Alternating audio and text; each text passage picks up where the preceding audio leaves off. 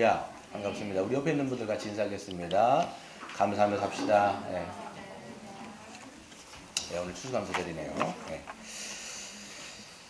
예, 오늘은 이제 출애굽기 이제 7장부터 10장까지 제가 쭉 그냥 나가도록 하겠습니다. 어떤 분들은 이제 한 장 한 장씩 하기도 하는데 그냥 재앙은 싹 몰아서 재앙을 받을 때 한꺼번에 받는 게 좋을 것 같아요. 그래서 한꺼번에 재앙을 그 첫 번째 재앙부터 9번째 재앙까지 쭉 하고 그 다음에 다음 주에는 이제 6월절 마지막 장자의 죽음과 그 다음에 6월절 어린 양을 통해서 홍해를 건너는 사건을 제가 다루도록 하겠습니다.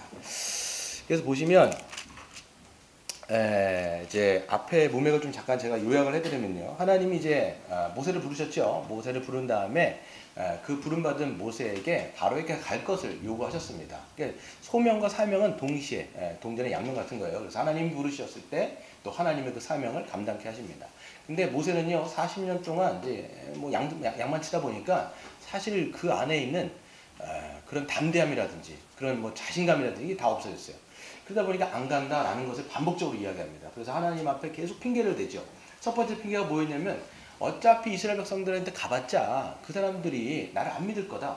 네가 뭔데 여호와 하나님께서 너에게 나타나셨겠냐. 안 믿을 거라는 거예요. 그때 하나님께서는 이적을 보여주십니다. 어떤 이적을 보여주세요? 바로 지팡이가 뱀이 되게 하는 기적을 보여주십니다. 이게 뭐냐면 그 왕권 이 뱀은 아마 코브라였을 가능성이 커요. 애굽의 왕들을 보면요, 코브라가 보면 이제 뭐 람세스 같은 걸 보면 코브라가 위에 있잖아요. 이게 왕권을 상징하는 거예요.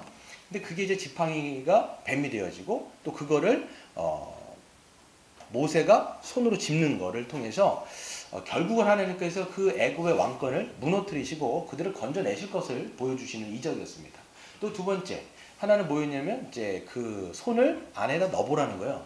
넣었더니 뭐가 돼요? 문둥병에 걸린단 말이에요. 그걸 다시 넣었더니 이게 회복이 되어집니다. 이게 뭐냐면 그 죄인, 문둥병에 걸려있는, 문둥병은 레위 같은 데 보면 하나님 앞에 설 수 없는 죄인들의 모습을 보여주는 거거든요.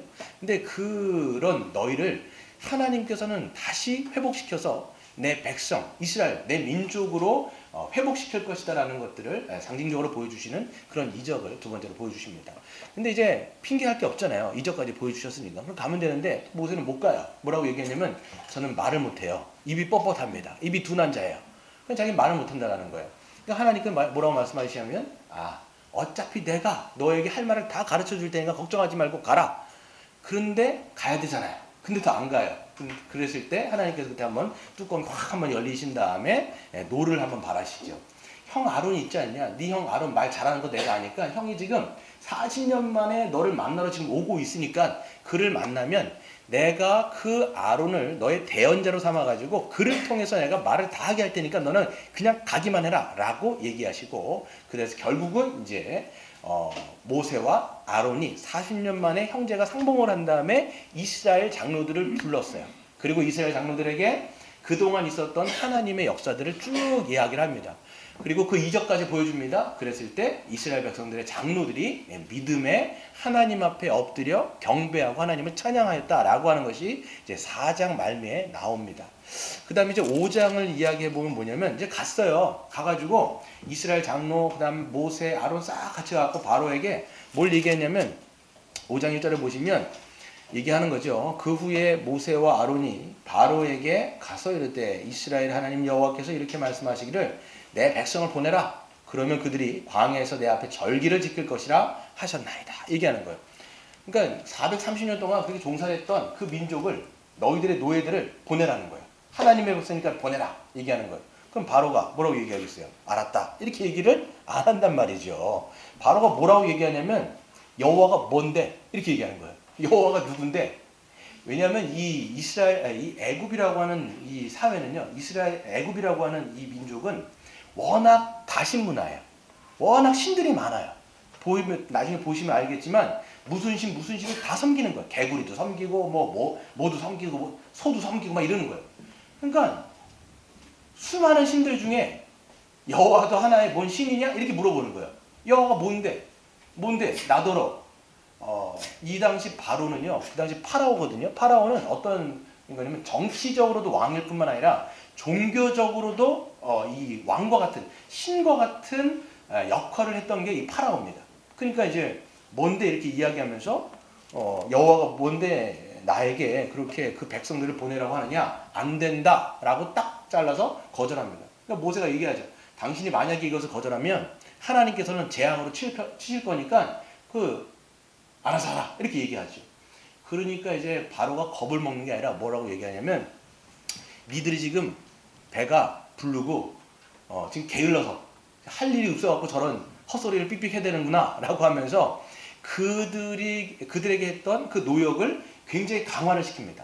그동안 어떻게 했냐면 벽돌만 만들면 되는 거였어요. 집은 애굽 사람들이 그들에게 제공을 하면 그 집을 가지고 벽돌을 만들어 갖고 수량을 채우는 거였어요. 근데 이번에 어떻게 하냐면 니들이 지금 배돼지가 불러갖고 그러니까 이제는 아예 이 집도 너희가 주워서 벽돌을 만드는데 수량은 똑같이 하라는 거예요. 그러니까 지금 일이 가중됐어요? 더 어떻게 쉬워졌어요? 더 많아진 거예요. 그러니까 이게 아주 고달픈 거죠. 근데 이제 수량까지도 똑같이 맞추려고 하니까 이걸 맞출 수가 없는 거예요. 그러니까 이제 이스라엘 기록원들이 이제 어떻게 되었냐면 그 당시에 애굽의 감독자가 있고 이 감독자들 밑에 이스라엘의 기록원들이라고 얘기했는데 여기 이 사람들도 마찬가지로 오단을 받아가지고 이스라엘 민족들에게 그 일들을 시키는 노역자라는 것이죠. 기록원들이 와서 얘기하는 거예요. 우리가 이렇게 뭔 죄를 졌길래 우리에게 이렇게 가혹하게 노동을 시킵니까? 좀 감해 주십시오 라고 얘기했을 때 바로는 이야기합니다. 너희가 지금 게을러서 그래. 게을러가지고 지금 쉴 시간이 너무 많으니까 정신상태가 썩어가지고 이런 헛소리를 삑삑하는 거다. 그러니까 너희들에게는 노역이 최고다라고 하면서 그들에게 오히려 큰 그런 무거운 짐들을 지어주는 모습을 보게 되는 것입니다. 그랬을 때 이제 뭐라고 이야기하냐면 20절, 5장 20절을 보시면 그들이 바로를 떠나서 나올 때 그 앞에 누가 서 있냐면 모세와 아론이 길에 서 있는 거예요. 기록원들이 나오면서 바로랑 얘기했을 때 바로가 안 통하잖아요. 계속 이제 잘못 건드렸다가 일만 더 가중된 거예요. 그러니까 기분이 안 좋죠. 힘들죠. 고통스럽죠. 근데 나오는데 누가 딱 마침내 있냐면 모세와 아론이 길가에 서 있는 거예요. 좋은 눈초리를 받겠습니까? 아니면 안 좋은 눈초리를 받겠습니까? 안 좋은 눈초리를 보는 거예요. 그러면서 이제 째려보면서 얘기를 하는 거죠. 니들 때문에 지금 우리가 바로의 눈에 미운 것이 되겠다. 이게 냄새나는 어떤 것이 되겠다라고 하면서 막 원망과 불평을 그들에게 쏟아내는 거예요. 그럼 이제 모세와 아론은 어떤 생각을 들었을까요? 모세와 아론이. 특별히 모세는 어땠을까요? 여러분 모세 같았으면 어떨 것 같아요? 괜히 했다. 예. 근데 안 간다고 했는데 굳이 보내가지고 지금 왜 나의 상황을 이렇게 만드냐라는 거예요. 그러니까 당연히 이제 22절에 보시면 모세가 여호와께 돌아와서 이르되 이 백성이 학대를 당하게 하셨나이까 어찌하여 나를 보내셨나이까 안 간다 그랬는데 왜 굳이 보내갖고 이런 사단을 나게 만듭니까? 이렇게 얘기했을 때 하나님께서 말씀하십니다. 6장 1절에 보시면 여호와께서 모세에게 이르시되 이제 내가 바로에게 하는 일을 너가 볼 것이다. 강한 손으로 말미암아 바로가 그들을 보내리라. 강한 손으로 말미암아 바로가 그들을 그의 땅에서 쫓아낼 것이다 라고 얘기합니다. 지금까지 안 되는 건 맞지. 네가 해갖고 되는 게 아니야. 모든 하나님의 사역은 우리가 해서 되는 게 아니에요. 하나님이 적극적으로 개입하시고 하나님께서 역사하실 때 그 일들이 진행되는 거예요. 하나님의 강한 손과 편파를 통해서 이제는 10가지의 재앙들을 막 두들겨 패는 거예요. 그러니까 나중에 바로가 두 손 두 발 다 들고 어떻게 하느냐면 여호와가 진짜 참 하나님이시구나 라는 것들을 알게 되는 것입니다. 그랬을 때 여러분 보시면 하나님이 이제 7장부터 심판을 내리실 거예요. 심판을 막 내리실 건데 그 심판의 목적이 뭐냐라는 거예요. 여러분 하나님이 이 재앙들 결국은 심판이거든요. 이게 요한계시록을 나중에 읽어보시면 출애굽기와 요한계시록은 붙어 있어요. 그래서 요한계시록에 나와 있는 그 수많은 재앙은 이 출애굽기에 나와 있는 이 재앙을 모티브로 해갖고 연결이 되어지는 거예요. 근데 왜 이런 재앙들을 막 보내실까요? 네, 구원하시기 위해서. 그거보다 더 하나는 뭐냐면 누가 진짜 신인지를 보여주시는 거예요. 네, 누구에게 보여주시는 거냐면 애굽 사람들, 특별히 바로와 애굽인들과 또 이스라엘 백성들에게까지도 여호와가 하나님이신 줄 알게 하기 위해서 이런 수많은 재앙들을 보내서 하나님을 드러내신다는 거예요. 이걸 우리가 아는 거예요. 그러니까 여러분 이스라엘 백성도요 430년 동안 언약을 거의 잊어버렸어요. 그러니까 여호와가 누군지를 잘 모르는 거예요. 그러니까 이스라엘 백성들에게도 알려줄 뿐만 아니라 그 애굽인들, 특별히 여러분 아까 말씀드린 것처럼 애굽인들은 굉장히 많은 신들을 갖고 있었어요. 무슨 신, 무슨 신, 무슨 신. 그런데 그런 가짜 신들의 허상들을 폭로하고 그 우상들의 거짓됨을 드러내가지고 진짜 여호와가 진짜 신이구나. 이것들을 그들에게 보여주는 것이 하나님의 목적일 뿐만 아니라 또한 그것을 통해서 이스라엘 백성들이 어디서부터 구원받았는지를 알게 하는 것이 하나님의 재앙의 목적이었다는 걸 우리가 알 수 있습니다. 그랬을 때 첫 번째 재앙은 아닌데요. 이제 워밍업 같은 거예요. 이게 워밍업 같은 건데 갔어요. 하나님께서 이제 모세를 보내십니다. 바로에게 보내가지고 뭐라고 얘기하시냐면 그 짝대기 있잖아. 하나님께서 주신 지팡이 그거를 냅다 던지라는 거예요. 던지면 뱀이 될 것인데 그래서 모세는 가가지고 바로 앞에서 바로를 만난 거예요. 다시. 그래서 거기다가 지팡이를 딱 던졌더니 뭐가 돼요? 뱀이 탁 되는 거죠. 근데 이거를요 누가 따라해요? 네, 이 바로도 요술사들과 마술사들을 데리고 와가지고 그거를 똑같이 흉내냅니다. 그 당시 요술사와 마술사는요, 여기서 보면 이제 7장 11절에 보시면 바로도 현인들과 마술사를 불렀다라고 얘기했을 때 현인들과 마술사는요, 그냥 막 점쟁이들 이런 사람이 아니에요. 그 당시에 학식이 있는 사람들이에요. 정치적이면서도 이 사람들 종교적인 제사장급들인 건데 엄청난 지혜를 갖고 있습니다. 그러니까 지식을 갖고 있어요. 그 당시에 점성술이라든지 그러니까 이게 별 같은 것들을 바라보면서 그 당시에 어떤 흐름들을 읽고요. 이것을 가지고 왕 바로에게 조언을 해가지고 국가를 어떻게 흘러가게 만들지를 조언하는 그런 사람들이 바로 현인들과 마술사였다는 거죠. 근데 이 사람들이요 속이는 건지 뭔지는 모르지만 아마 이제 주석 같은 데 보니까 악마의 힘을 빌려서 똑같이 흉내를 냅니다. 이 사람들도 지팡이를 던졌어요. 뱀이 되는 거예요. 근데 어떤 주석가는요 이렇게도 써있어요. 어떤 뱀 종류는요 이게 모가지를 딱 누르면 몸이 이렇게 딱 뻣뻣해진대요. 이렇게 지팡이처럼. 그래갖고 이거를 뭐 이렇게 흉내낸 거다라고 이야기했는데 그런 것보다는 아마 악신의 어떤 그런 것들을 흉내내서 똑같이 그런 거를 흉내냈다고 볼 수도 있어요. 그럼 실질적으로 기적 같은 거는요 다른 종교에서도 굉장히 많이 일어나는 거 아십니까 여러분? 네, 실질적으로 해요. 이슬람권 같은 데서도 그런 집회들 같은 데 보면요 정말로 이적이 나타나요. 어떨 때는 죽은 자가 살아나는 기적까지도 보여줍니다. 여러분 요한계시록 보면요 하나님이 하시는 사역들을요 사단도요 똑같이 흉내내요. 근데 여러분 사단이 흉내를 못 내는 게 하나가 있어요. 그게 뭔지 아십니까? 사랑이에요.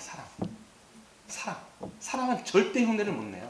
사단은 거짓의 압이기 때문에 어떤 이적과 기적 같은 거는 흉내를 내요. 정말 죽은 자를 살리는 기적까지도 나타내요. 그런데 사람들을 사랑하게 만들고 하나님 나라에서 평강을 누리며 살아가게 하는 건 절대로 흉내를 못 낸다는 것이죠.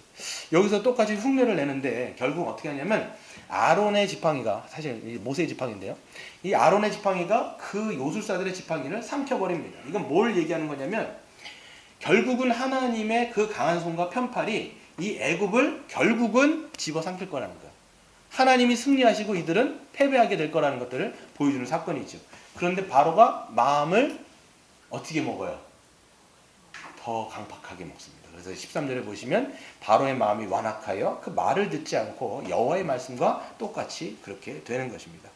그래서 이제 첫 번째 이제 이적이 나오는데 그 첫 번째 이적은 뭐냐면 하나님께서 여호와에게 또 가라는 거예요. 14절에 보시면 가가지고 나일강에 서서 바로를 만날 텐데 거기서 그 지팡이를 손에 쥐고 거기를 이제 올리라는 거예요. 지팡이를 올리라는 거예요. 그러면 그 모든 나일강이 핏물로 변하게 되어질 것이다. 그런 거예요. 그래서 이제 모세는 가가지고 나일강에 서 있는 바로를 만나고요. 거기서 지팡이를 들었을 때 이 모든 강의 물들이요 핏빛으로 바뀝니다. 핏빛. 생각해보세요, 여러분. 나일강 길이가 어떻게 되냐면 6,611km래요. 그러니까 어마어마하게 긴 그 강이요 다 핏물로 여러분 바뀌었다고 생각해보세요. 그래서 여기서 성경에서 보면요. 그래서 밥그릇에도 핏물이 있고 무슨 그릇에도 핏물이 있고 물을 뜨면 다 핏물인 거예요. 이번에 그 신문 보니까 그 처리를 잘못해갖고 돼지열병 걸렸던 거 그래서 그게 흘러갖고 하수에 보니까 핏물 고인 거 보셨어요? 근데 그게 조그만 그 하수에도 고여도 그게 굉장히 아주 혐오스러울 텐데 그게 아니라 전체 강 전역이 여러분 핏빛으로 다 바뀌었다고 생각해 보세요. 얼마나 그게 여러분 이제 이 피비린내가 진동을 하겠냐라는 거죠. 여러분 근데 이 나일강이라고 하는 거는요 그 애굽 사람한테 젖줄인 거예요. 생명줄인 거예요. 그래서 나일강이 주기적으로 범람을 합니다. 나일강이 이제 주기적으로 이제 범람을 하게 되어지면 어떻게 될까요?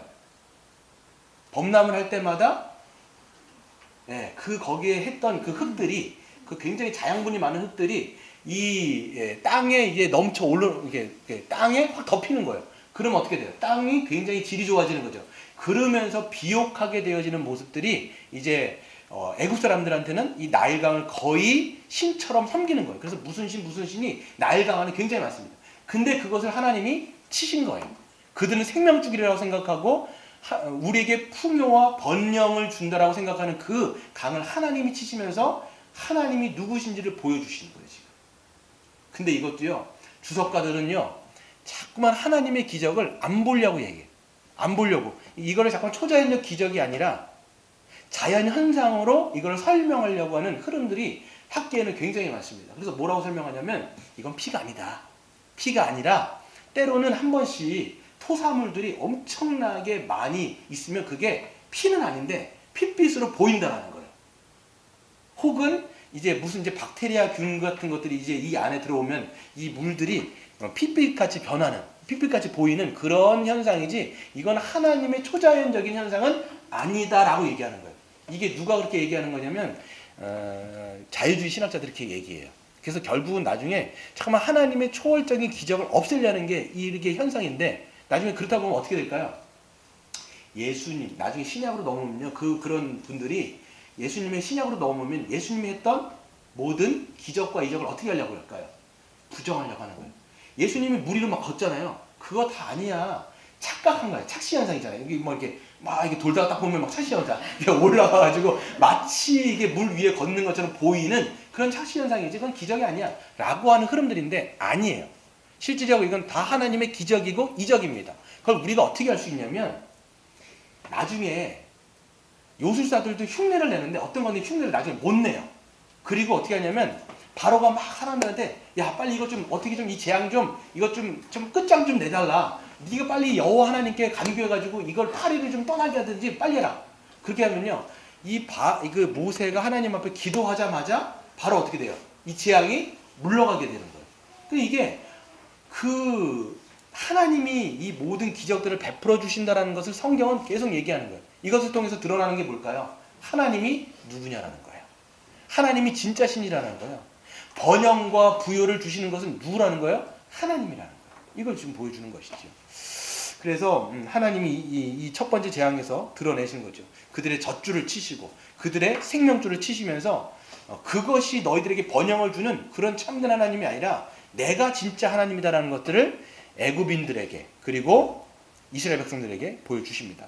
8장을 보시면 그래서 이제 두 번째 재앙이 나오는데 두 번째는 이제 얘기하시죠. 또 똑같아요. 8장 1절에 보시면 내 백성을 보내라. 그들이 나를 섬길 것인데 거절하면 개구리가 나올 것이라는 거예요. 8장 3절인데요. 개구리가 이제 무수히 생겨가지고 내 궁과 침실과 침상 위, 그 다음에 모든 집과 화덕과 떡 반죽과 그릇 같은 데 다 올라갈 거라는 거예요. 근데 여기서도 안 들어요. 바로는요, 진짜 말을 진짜 안 들어요. 나중에 보면 뭐 들을 것 같으면서 또 안 듣고, 들을 것 같으면서 마음이 완악하고, 계속 이런 걸 반복합니다, 이 사람이. 그러니까 요번에도 얘기하죠. 하나님께서 이렇게 말씀하셨는데 내 백성을 보내라고 하셨다. 안 보내면 이렇게 할 것이다. 당연히 바로는 뭐예요? 그럼 여호와가 뭔데? 이렇게 하니까 어떻게 하냐면 요번에도 지팡이를 딱 드니까 개구리가 그냥 강에서 확 올라오는 거예요. 개구리가 손에 손잡고 그냥 무수한 개구리가 여러분 강에서 뭐 올라왔다 생각해 보세요. 근데 이걸 보면 우리는 뭐 귀여운 뭐 청개구리 이렇게 생각하는데 그게 아니에요. 굉장히 이 주먹만은 이제 큰 거예요. 이게 두꺼비 같은 혐오스러운 것들이 이제 올라오는데 그것이 손에 손잡고 막 같이 올라오는 거예요. 근데 그게 어디 있느냐면 집에 곳곳에 있는 거예요. 그래서 어디까지 올라오면 침상 같은데 여러분 잠자려고 침상에 들어오는데 개구리 한 마리가 거기 딱 있다고 생각해보세요. 얼마나 깜짝 놀라겠어요. 제가 수요일날 여기 있는데 목 안에 뚝 떨어지는 거예요. 알고 보니 쥐 한 마리가 뚝 떨어지는 거예요. 깜짝 놀랐다니까요. 걔도 놀라고 저도 놀라고 그래가지고 얘도 어떻게 할지 몰라가지고 문을 열어줬어요. 제가 죽였어야 되는데 제가 죽여본 적이 없어가지고 문을 열었더니 나갔는데 어제도 지금 여기 왔다 갔다 하더라고요. 빨리 쥐하고 쳐야 되고요. 아무튼 그게 그래서 쥐 한 마리도 혐오스러운데 개구리 여러분 그 두꺼비 같은 개구리가 막 그 한꺼번에 손에 좀 잡고 해갖고 몇만 마리가 이러면 올라온다고 생각해 보세요. 그냥 딱 해서 밥을 먹으려고 침상을 여기 밥상을 딱 들었는데 밥 뚜껑이 거기에 개구리 한 마리가 개굴 올라가 있다고 생각해 보세요. 얼마나 혐오스럽겠어요. 근데 그 당시에 보면요 개구리가 어떤 것의 상징이냐면 이것도 개구리도 신성체했습니다. 사람들이 어떤 거냐면 개구리가 알을 많이 낳아요 적게 낳아요. 굉장히 많이 낳잖아요. 알 같은 거 보면 올챙이 막 쫙 낳는데 그렇기 때문에 애국 사람들은 이 개구리를 보면서 다산의 상징으로서 헤켓이라고 하는 여신도 개구리의 형상으로 만들었다라고 이야기합니다. 그래서 개구리를 굉장히 신성시하는 것을 보게 되는 것이죠. 그랬는데 이제 어떻게 하냐면 하도 못 살겠으니까 바로가 모세를 불러가지고 빨리 이 백성들에게서 이 개구리를 떠날 수 있도록 보내달라는 거예요. 그렇죠? 그래가지고 이제 모세한테 얘기합니다. 모세가 이야기하죠. 8장 9절 한번 같이 읽어볼까요? 시작. 모세가 바로에게 이르되 내가 왕과 왕의 신하와 왕의 백성을 위하여 이 개구리를 왕과 왕궁에서 끊어 나일 강에서만 있도록 언제 간구하는 것이 좋을는지 내게 분부하소서. 언제 할까요? 얘기하는 거예요. 그랬더니 이제 당연히 10절에 보시면 그가 이르되 바로 얘기하는 거죠. 내일, 당장, 빨리 해달라. 이렇게 얘기하는 거예요. 그러니까 이제 모세가 바로를 떠나가지고 이제 하나님께 간구하니까 어떻게 하냐면 하나님께 간구하자마자 그 다음날 개구리들도 또 어떻게 돼요? 손에 손잡고 지들이 가가지고 집단으로 자살해버려요. 그래갖고 다 죽은 거예요. 13절 보세요. 여호와께서 모세의 말대로 하시니 개구리가 집과 마당과 밭에서부터 나와서 죽은지라. 그렇죠. 하나님께 기도하자마자 모든 것이 즉각 응답이 되는 거예요. 그러니까 나중에 보면요. 하나님이 모세를 바로 앞에서 어떤 사람으로 세울까요? 신처럼 새기는 거예요. 나중에 보면 진짜 이 모세가 바로에게 있어서 신과 같은 존재가 되어집니다. 그러니까 이제 어떻게 되냐면 모든 게 이제 싸가지고 땅에서 악취가 나겠죠, 여러분. 보세요. 근데 이 개구리가 막 집단적으로 죽었으니까 땅바닥에 질비할 거야. 이게 막 쌓인 거야. 막 쌓인 거죠. 그러니까 냄새가 나는 거예요. 딱 냄새가 나는 거죠. 그럴 때 15절에 보세요. 그러나 바로가 숨을 쉴 수가 있게 됨을 보았을 때, 그렇죠. 숨을 쉴 수 있게 되었음을 보았을 때 그의 마음이 또 어떻게 돼요? 완강해지는 거예요. 여러분, 바로는요 계속 마음이 완악해져요. 반복되는 게 뭐냐면 바로가 마음이 완악해졌더라. 이런 표현도 있는데 또 어떤 표현이냐면 하나님이 그의 마음을 완악하게 하셨느냐. 그래서 그는 말을 안 들어요. 끝까지 말을 안 듣습니다. 이게 여러분 보면요 어떤 표현이냐면 바로는 원래 완악한 자예요.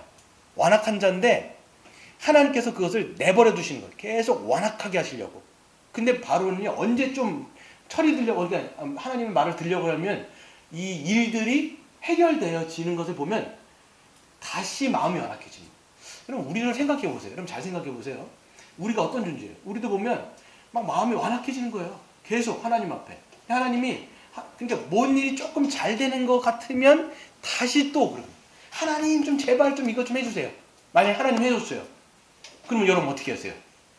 다시 하나님의 말씀 가운데 순종하지 못하는, 불순종하는 그런 모습들을 우리에게도 보인다는 거예요. 바로 그런 자예요. 근데 여기서 더 보면요, 이 바로는 어떤 인물이냐면 누구를 상징할까요?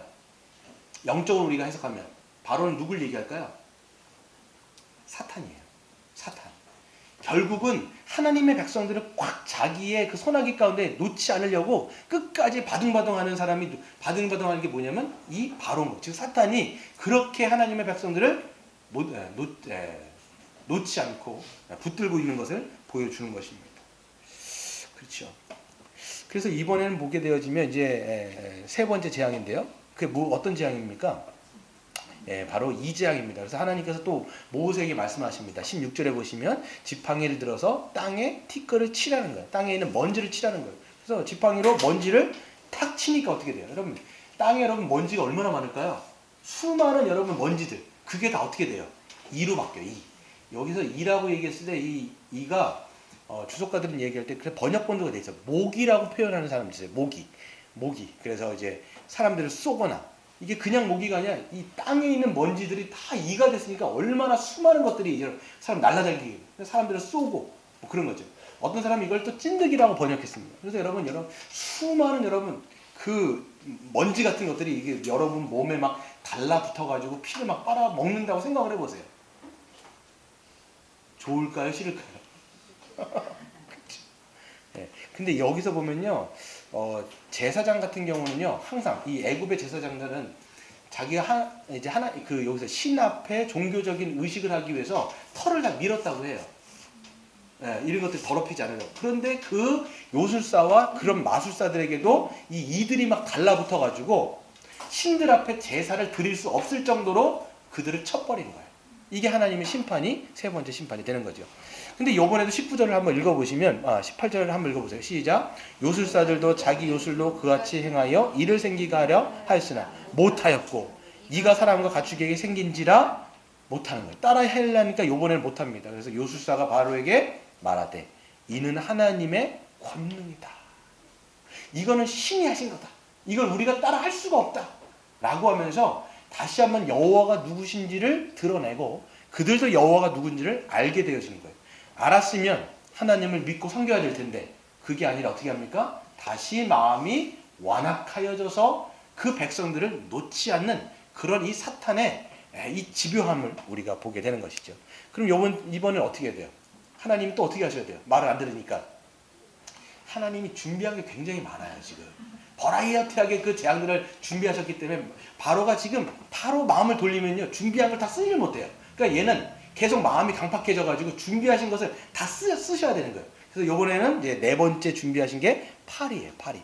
그래서 어떻게 하시냐면 또 마찬가지로 모세에게 가가지고 백성들을 보내라고 이야기하라는 거예요. 근데 만약에 보내지 않으면 21절에 파리 때를 보낼 것인데 라고 얘기하면서 합니다.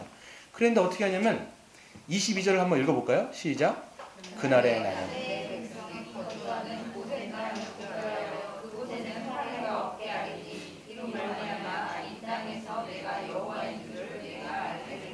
네, 그렇죠. 이 제안부터는 이게 있어요. 고센 땅에 누가 살아요? 이스라엘 백성들이 살고요. 그 다음에 나머지 애굽 땅이 있는데 이제 그 구별을 하시는 거예요. 하나님의 백성을 그 재앙으로부터 하나님은 이 백성들을 보호하시는 거예요. 우리도 마찬가지입니다. 하나님께서는 그 재앙으로부터 우리를 보호하세요. 그리스도 안에 있는 신자, 참된 믿음으로 그리스도 안에 있는 신자는요, 하나님이 머리부터 발끝까지 보호하시며 그 재앙이 미치지 않도록 하나님의 심판 가운데서도 우리를 보호하시고 막으시는 거죠. 그리고 나머지는 심판하시는 모습들을 우리가 극명하게 대조할 수 있는 것이죠. 근데 이번에도 마찬가지로 바로는요, 안 들어요. 안 들으니까 당연히 그 모세가 팔을 들을 때, 지팡이를 들 때 수많은 파리들이 막 달려들어가지고 애굽인들을 막 괴롭히는 거예요. 그런데 어떻게 되냐면 고센 땅은요, 파리가 없어요. 근데 나머지 애굽 전 지역은 파리들이 막 드글드글 막 해가지고 막 하는 거죠. 이거를요, 그래서 자유주의 신학자는 어떻게 얘기하냐면, 잘 생각해 보세요. 초자연적인 역사가 아니라고 생각할 때면 이렇게도 말하는 거예요. 물이 범람하지 않았느냐, 물이 막 더러워져갖고 범람했는데 그때 어떻게 되냐면 고기들이 싹 다 죽잖아요. 싹 다 죽으니까 물이 지저분해갖고 살 수가 없으니까 뭐가 올라와야 돼요?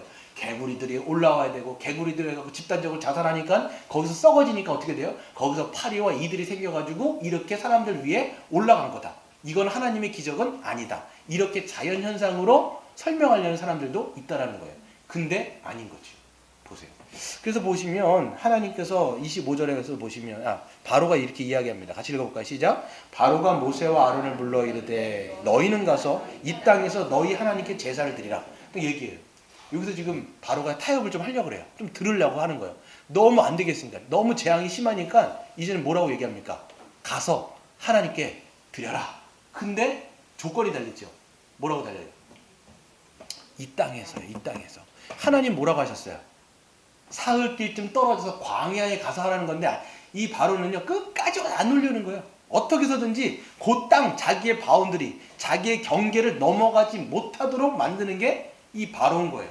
그러면서 얘기하죠. 안 된다. 하나님이 우리를 사흘길쯤 떨어져서 가라고 하셨기 때문에 모세는 나는 당신의 말을 들을 수가 없습니다. 지금 모세가 당당하게 막 얘기하는 거예요.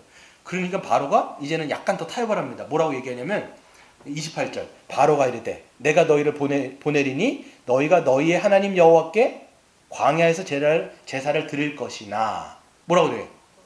너무 멀리 가지 마. 너무 멀리는 가지 마. 너희들 내 거잖아. 이렇게 너희들 내 거잖아. 내 거니까 너희들 너무 멀리 가지 마. 내 손아귀에 좀 있어라. 자꾸만 얘기하는 거예요. 여러분 이게 사단이요. 우리에게 하는 얘기예요. 뭐라고 얘기하냐면요. 사단은 끝까지 우리를 놓지 않으려고 합니다. 그래서 신앙생활을 할래. 여러분 처음 생각해보세요. 여러분 처음 신앙생활을 할 때쯤 되면요. 신앙생활을 할 때 처음 여러분 그리스도를 믿을 때 어떤 생각을 잠깐 해요. 아이 그래. 너무 깊이 나가지 말자. 너무 광신적으로 믿지는 말자. 잠깐 하는 거예요. 너무 깊은 데로 빠지지 마. 사단은. 너무 깊은 데로 들어가면 골치 아파. 그러니까 좀 얕게 피상적으로 하고 그리고 한 다리는 좀 걸치고 한 다리는 세상에 좀 걸치다가 좀 아니다 싶으면 다시 세상으로 돌아와야 돼. 이게 여러분 사단이 얘기하는 거예요. 저도 처음에 신앙생활 처음부터 시작을 했을 때 한 다리는 세상, 한 다리는 교회였어요. 그러니까 교회 와갖고는 교회에서 이제 종교인으로서 생활을 하다가 또 이제 학교 가가지고는 또 학교에서 이제 세상을 하다가 그럼 교회에서 뭔 일 있으면 아이 그래 그렇지 에이 신앙생활은 어려운 거야. 발을 잠깐만 이렇게 하는 거예요. 그러니까 어떻게 되냐면 두 다리를 이렇게 양다리를 내딛는 거예요.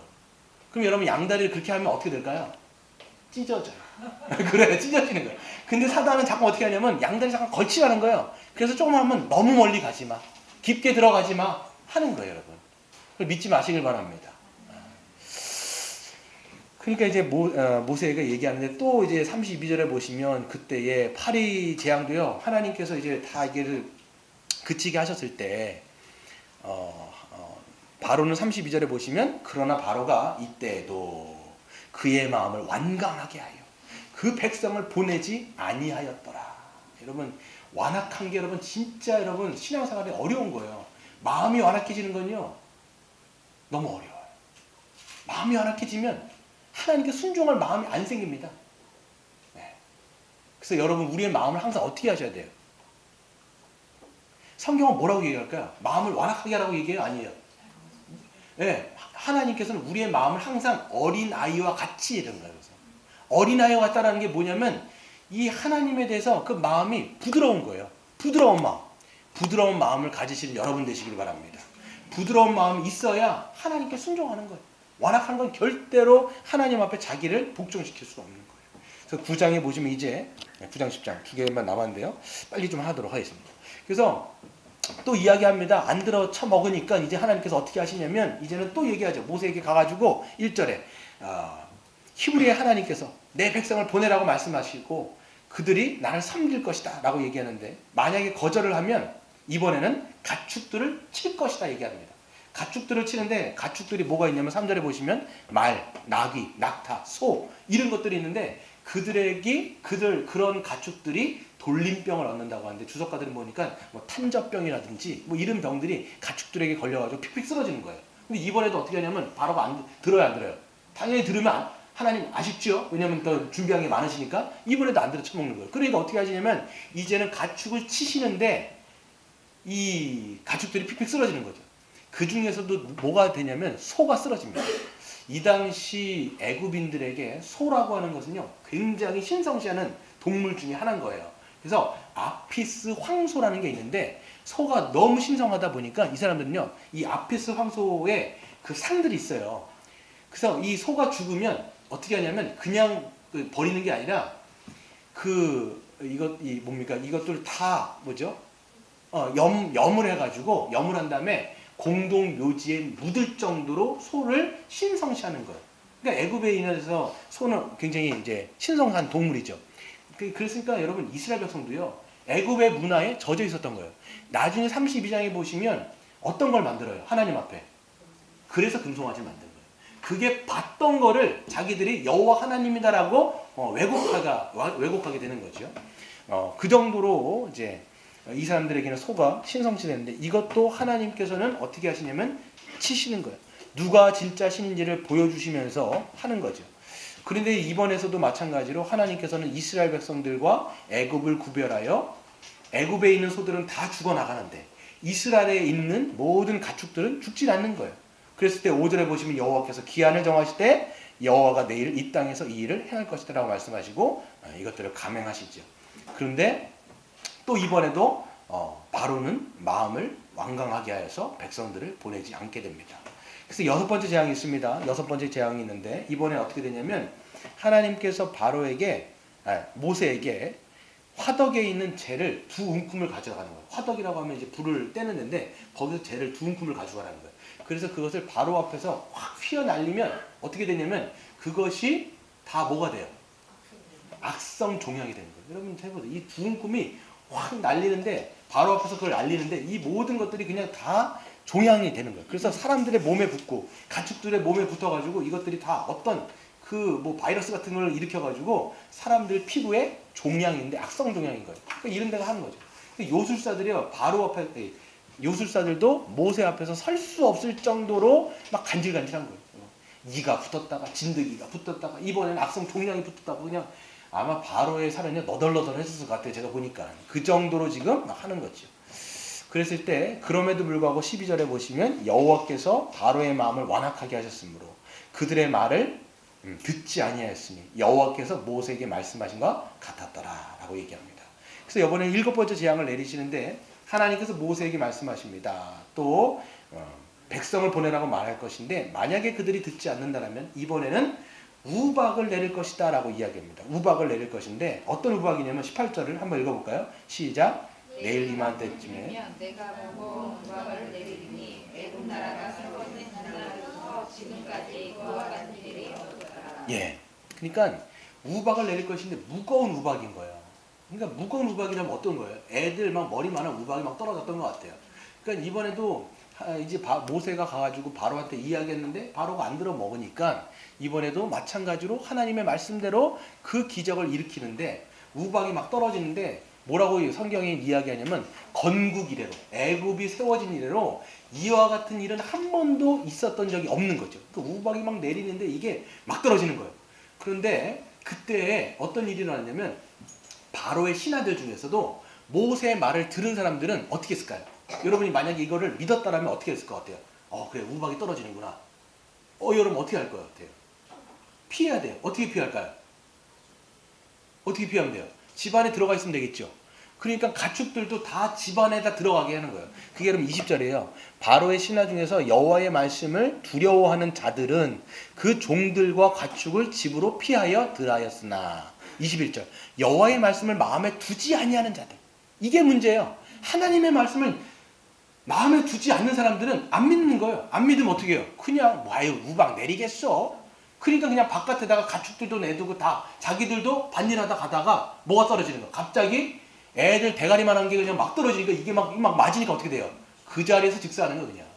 가축들도 거기서 맞아서 죽고 거기에 있는 수많은 그 뭐가 될까요? 그러니까 채소 같은 거 있잖아요. 이게 다 쑥대밭이 되는 거예요. 하나님이 지금 쑥대밭으로 이 애굽의 전역을 지금 초토화시키는 모습들을 보게 되는 거예요. 이게 뭐예요? 하나님의 심판이죠. 하나님의 심판인 거예요. 근데 우박만 내리는 게 아니라 어떻게 합니까? 불까지 내리는 거예요. 우레소리, 여기는 번개소리, 우레소리, 그 다음에 번개와 불덩어리 같은 것들을 막 심하게 내리는 거예요. 24절에 보세요. 우박이 내림과 불덩이가 우박에 섞여서 내림이 심히 맹렬하니 나라가 생긴 이때로부터 애굽 온 땅에는 그와 같은 일이 없었더라 라고 하면서 이렇게 이야기하죠. 내려치니까 어떻게 됩니까? 밭에 있는 모든 것들을 쳤으며 우박이 또 밭의 모든 채소를 치고 들의 모든 나무를 꺾었으며 26절 한번 같이 읽어볼까요? 시작. 예, 그렇죠. 그러니까 이번에도 얘기합니다. 27절에 바로가 사람을 보내어서 모세와 아론을 불러 그들에게 이르되 이번은 내가 범죄하였으니 이번만 범죄했으니까 옛날에부터 범죄했겠죠. 근데 이번엔 좀 봐달라고 이야기를 하면서 뭐라고 얘기하느냐라고 얘기했을 때 28절 여호와께서 구하여 이 우레소리와 우박을 그만 그치게 하라. 내가 너희를 보내리니 너희가 다시는 머물지 아니하게 할 것이다 라고 얘기합니다. 그런데 모세는 알지요. 모세는 압니다. 뭐라고 얘기하냐면 30절에 그러나 왕과 왕의 신하들이 여호와 하나님을 아직도 두려워하지 아니하는 줄을 내가 압니다. 모세는 지금까지 계속 속았거든요. 보내줄게 그러면서 안 보내주고 들은 척하면서 안 해요. 나는 안다. 네가 이번에도 안 들을 것을 안다. 그러나 내가 기도하겠다라고 얘기하는데 31절 32절 한번 읽어볼까요? 시작. 그때 보리는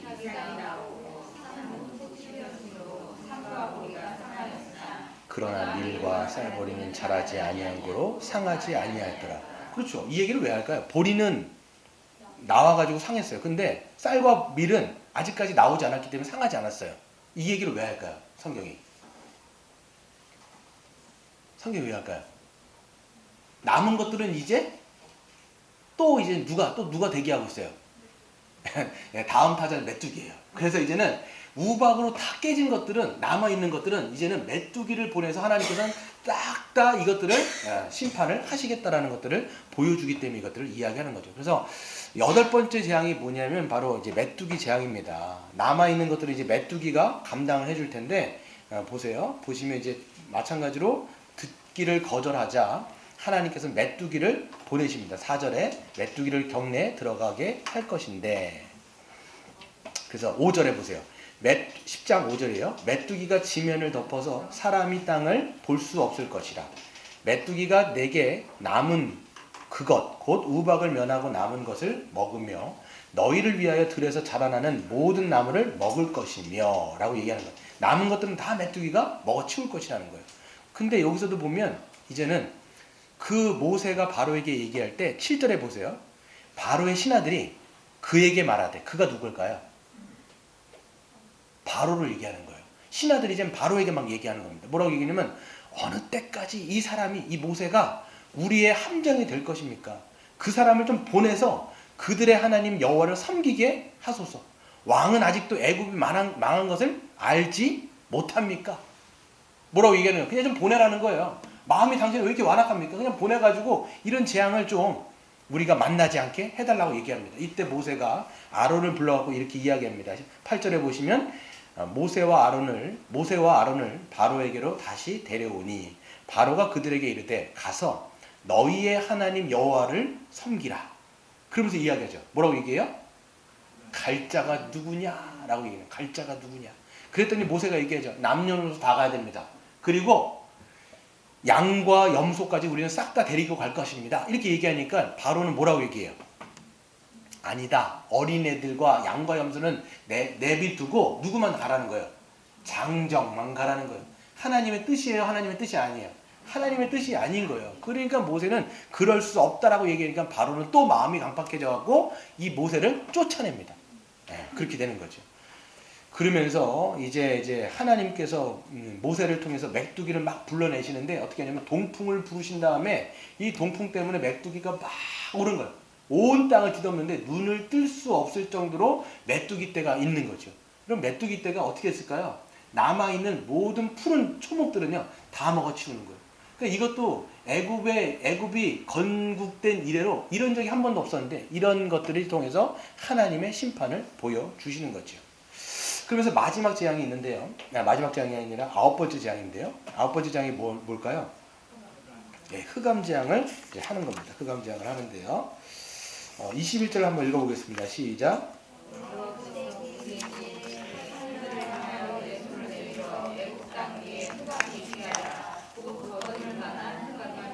예, 이제는 온 땅을 덮는 겁니다. 온 땅을 덮는데 흑암이 있는데 어떤 흑암이냐면 더듬을 만한 흑암입니다. 더듬을 만한 흑암. 그러니까 너무 캄캄하니까, 너무 칠흑 같은 밤이니까 이게 보이지 않습니다. 그래서 나중에 이 흑암을 하나님께서 이제 이 애굽 전 지역에다가 이제 캄캄하게 하는데 이게 어떻게 되냐면 나중에는 이 사람들이 자기 일어났는데 자기 집에서 일어나요? 아니면 다른 집에서 일어나요? 다른 집에서 일어나는 거예요. 그게 여기 써 있어요. 보세요. 보시면 23절에 보시면 그동안은 사람들이 서로 볼 수 없으며 자기 처소에서 일어난 자가 없으되 온 이스라엘 자손들이 거주하는 곳에는 빛이 있었더라. 이렇게 이야기하면서 자기 집에서 일어난 놈이 없는 거예요. 왜? 하도 껌껌하니까 이렇게 하다가 다른 집에서 막 자고 있고 막 이렇게 되는 거예요. 그럴 정도로 캄캄한 밤인데 이거는 뭘 상징하는 거냐면 이 애굽 사람들은 뭐를 신으로 여겼냐면 태양신을 가장 신 중에서도 큰 신으로 여긴 거예요. 그렇기 때문에 태양신의 아들이 누굴까요? 그게 바로 바로예요. 파라오가 태양신의 아들인 거예요. 그러면 바로의 아버지가 누군 거예요? 태양신인 거예요. 그러면 하나님은 어떻게 된 거냐면 그 바로가 아버지로 여기는, 즉 애굽 사람들이 그 신 중에서도 정말 권력자라고 생각하고 있는 그 태양신을 어떻게 한 거예요? 심판하신 거예요. 그래서 하나님께서 이렇게 끝장내신데, 그렇기 때문에 마지막 여러분 재앙이 뭘까요? 마지막 재앙. 맨 마지막에 장자장입니다. 그게 장자가 누구냐면 바로의 장자까지도 죽는 건데, 그 뭐냐면 바로도 그 당시 애굽 사람들에게 신으로 여겨진 거예요. 근데 그 신의 아들이 이젠 죽는 거예요. 신의 아버지도 죽고 신의 아들까지도 하나님이 모든 것을 다 심판하심으로 말미암아 진짜 신이 누구신지를 이 재앙을 통해서 드러낸 것이 바로 이 재앙의 그 목적이라는 것을 우리가 알 수가 있지요. 우리는 여기서 몇 가지만 살펴보고 좀 우리가 마칠 텐데요. 첫 번째는요, 출애굽기의 역사적 사건은요, 우리의 영적인 구원을 가장 잘 설명하고 있습니다. 이걸 여러분 생각하셔야 돼요. 즉 이스라엘 백성들이 바로의 압제에 고통을 받으면서 비참하게 살아가는 것은 우리가 예전에 사탄의 권세 아래 고통스러운 삶을 살아갔던 것들을 보여주는 것이죠. 그렇죠. 바로가 꽉 잡고서 그 백성들을 놓아주지 않으려고 하잖아요. 그게 뭐예요? 바로아의 압제 가운데 고통받고 있는 거예요. 이건 뭘 상징하는 거냐면 우리가 사단의 압제 가운데서 꽉 붙잡혀갖고 절대로 나갈 수가 없는 거예요. 바로가 놔주려고 해요? 안 놔주려고 그래요? 절대로 안 놔주려는 거예요. 어떻게 해서든지 붙잡고 있는 거예요. 장정만 나가라. 아니다. 어린애만 나가라. 아니다. 그냥 여기 있어라. 계속 이러는 거예요. 그러니까 스스로는 이스라엘 백성들이 나갈 수 있을까요? 없을까요? 절대로 못 나가는 거예요. 절대로 못 나가는 거예요. 뿐만 아니라 애굽인 이스라엘 백성들까지 포함되는데요. 헛된 우상들을 섬기면서 그것이 마치 자신들의 안전과 번영과 풍요를 그 다음에 안식을 줄 것처럼 생각하면서 살아가는 우리도 헛된 것에 붙들려서 그것이 마치 우리의 안전과 안식을 보장해 줄 것처럼 착각하며 살아가는 것들을 또한 보여줍니다. 그러니까 하나님 없는 백성들은요, 그러니까 하나님 여호와를 모르는 사람들은 어디에 있는 거예요? 이런 수많은 우상 가운데 붙들려 있는 거예요. 여러분 잘 생각해 보세요. 여러분들이 하나님을 알지 못했을 때, 예수 그리스도를 알지 못했을 때 여러분들도 이 애굽 사람들처럼, 이 이스라엘 백성들처럼 뭐에 붙들려 있던 거예요? 수많은 다른 신들에게 붙들려 있던 거예요. 여러분 이스라엘 백성들, 애굽 사람들 어떤 거에 붙들렸을까요? 특별히 애굽인들, 하나님을 알지 못한 애굽인들은 뭐예요? 왜 그런 잡다한 신들을 섬기는 거예요? 왜 나일강의 어떤 신들을 섬기고 있고, 파리 같은 신들을 섬기고 있고, 소의 신들을 섬기고 있고, 개구리의 신들을 섬기고 있고, 태양 신들을 섬기고 있는 거예요. 그것이 자기에게 뭘 준다고 생각하는 거예요? 풍요, 번영, 안식, 안전, 이게 나를 지켜준다고 생각하는 거예요. 그러니까 그런 신들을 마치 하나님처럼 신으로서 섬기고 있는 거예요. 이거를 여러분 지금 우리 상황으로 여러분 적용해 보면요, 우리도 마찬가지입니다. 여러분이 하나님을 알지 못했을 때는 수많은 것들에 여러분들 매여 있는 거예요. 마치 그런 것들이 여러분에게 진짜 안식, 여러분의 인생을 보장해 줄 것처럼, 안전을 지켜줄 것처럼. 그게 여러분 대표적인 뭐가 있어요? 돈이 있는 거예요. 재물이 여러분의 안전을 지켜줄 것처럼 여러분 생각하는 거예요. 그러니까 사람들이 어떻게 해요? 사람들이 그 돈을 계속 쌓는다고요. 계속 쌓고, 그 다음 어떻게 해요? 우리 꿈이 뭐예요? 비전이 뭐예요? 비전. 넓은 아파트, 평수, 막 넓어지는 거. 이런 것들이 여러분의 삶의 비전이 되는 거예요, 그냥. 왜 그러냐면 그게 여러분의 삶을 행복하고 윤택하게 만들어줄 거라고 생각하는 거예요. 그럼 어떻게 되면 그게 여러분의 신이 된 거예요, 신. 또 뭐가 있습니까? 자식도 마찬가지예요.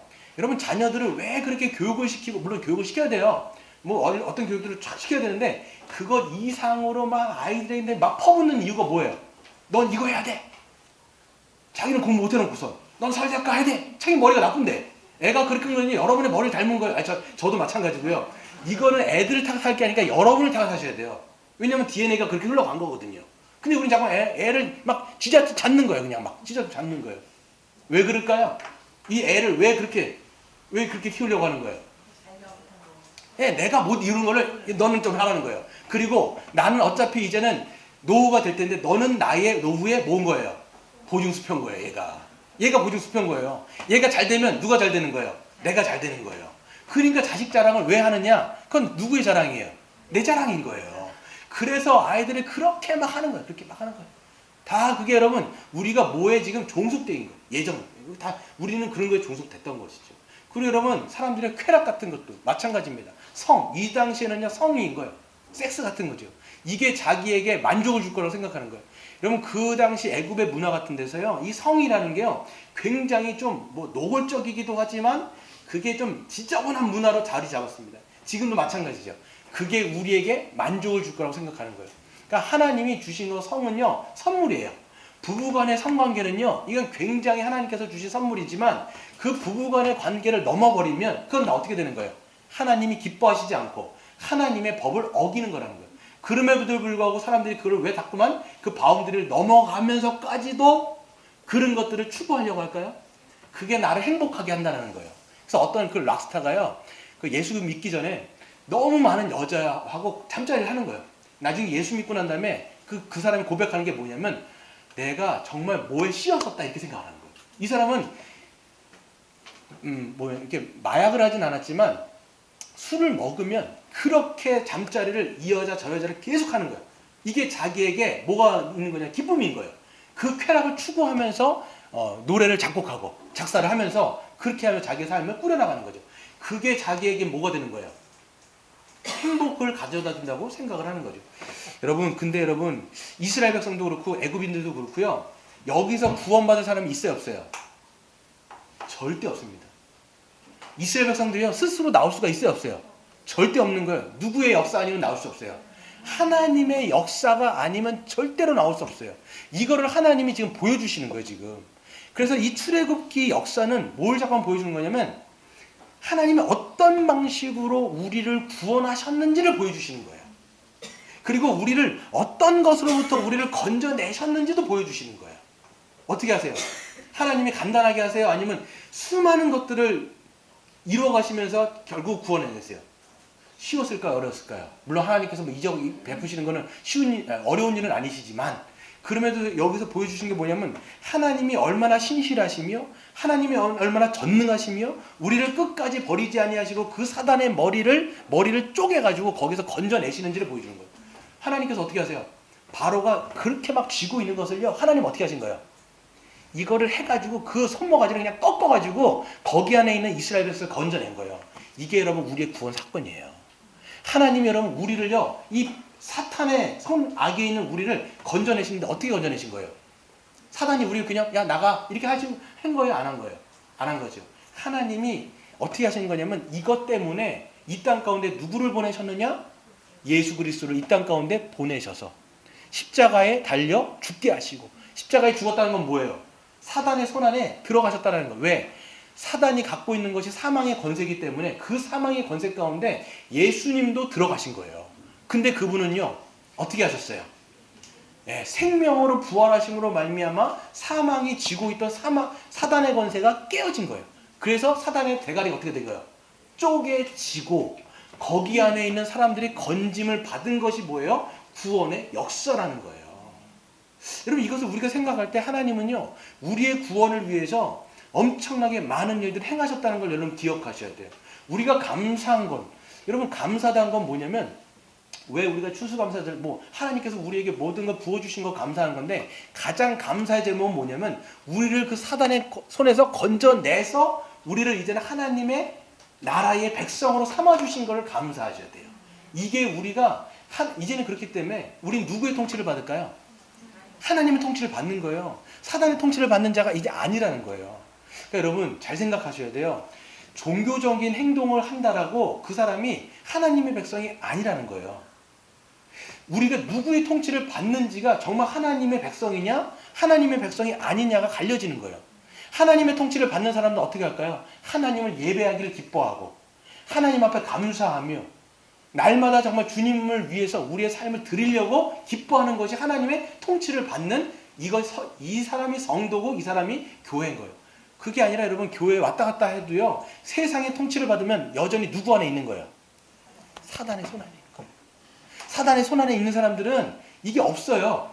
예배하는 거, 섬기는 거, 하나님 앞에 사랑하는 거 그게 없어요. 다 자기를 위한 거, 자기를 위한 거예요. 그래서 여러분 마지막으로 보면요. 그래서 한 가지 더 얘기를 좀 하고 마칠게요. 그리스도 안에 있는 자들은요. 여러분 누구 안에 있습니까 지금? 그리스도 안에 통치를 받고 있는 자들이라고 여러분 믿습니다. 그래서 여러분 그리스도 안에 있는 자는요 날마다 주님의 통치를 받게 되는데요. 주님 안에서 자유를 누리며 은혜와 그 사랑의 통치를 날마다 경험해요. 우린 구원 받았어요. 그럼에도 불구하고 여전히 우리 안에 어떤 것이 남아있냐면 노예 근성이 여전히 남아있어요. 여러분 노예 근성이 여전히 남아있어요. 이거를 성경에서 뭐라고 얘기하냐면 옛사람이라고 얘기합니다. 여러분 우리가요 이스라엘 백성도 건짐을 받았잖아요. 그 바로의 손으로부터 건짐을 받았음에도 불구하고 자꾸만 무슨 일이 생기면 어떤 일이 생겼을까요? 먹는 것, 입는 것, 마시는 일들이 생기면 자꾸만 어디로 돌아가려는 습관들이 있어요. 다시 그 애굽으로 돌아가려고 하는 습성이 있는 거예요. 이걸 여러분 노예 근성이라고 이야기합니다.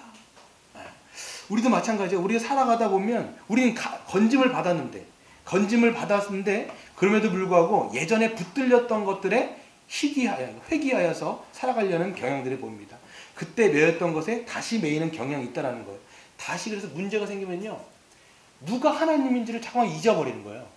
그래서 다시 돈에 집착하고 다시 뭔가에 집착하고 자꾸 우리가 지금 그것으로부터 결박이 풀렸음에도 불구하고 그게 하나님인 것처럼 착각하면서 거기에 우리의 모든 삶을 자꾸만 의탁하려는 습성들이 남아있는 것이죠. 그 영화를 하나 좀 이야기하고 좀 마칠 텐데요. 제가 이제 지난주에 영화를 하나 봤는데 어떤 거냐면 여러분들 보신 적 있을 거예요. 쇼생크 탈출이라는 영화 보셨어요? 쇼생크의 탈출에 보면 그게 여러분 이 출애굽기를 모티브로 한 영화예요. 실제적으로 있는 이야기이기도 하지만 거기서 보면 한 사람이 나옵니다. 쇼생크라고 하는 감옥인데 이 감옥은 누구도 탈출할 수가 없는 정말 아주 그냥 뭡니까 이게 뭐죠?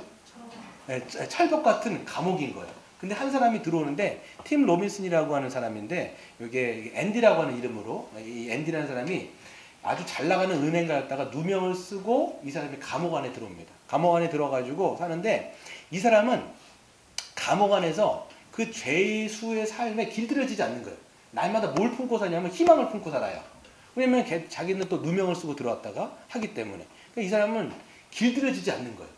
이 사람 말고 또 다른 사람들이 등장하는데 어떤 사람이 등장하냐면 브룩스라고 하는 사람이 등장합니다. 이 브룩스라고 하는 사람은 노인네예요. 노인네인데 50년 동안을 이 평생 감옥에서 살았던 사람이에요. 길들여졌을까요? 길들여지지 않았을까요?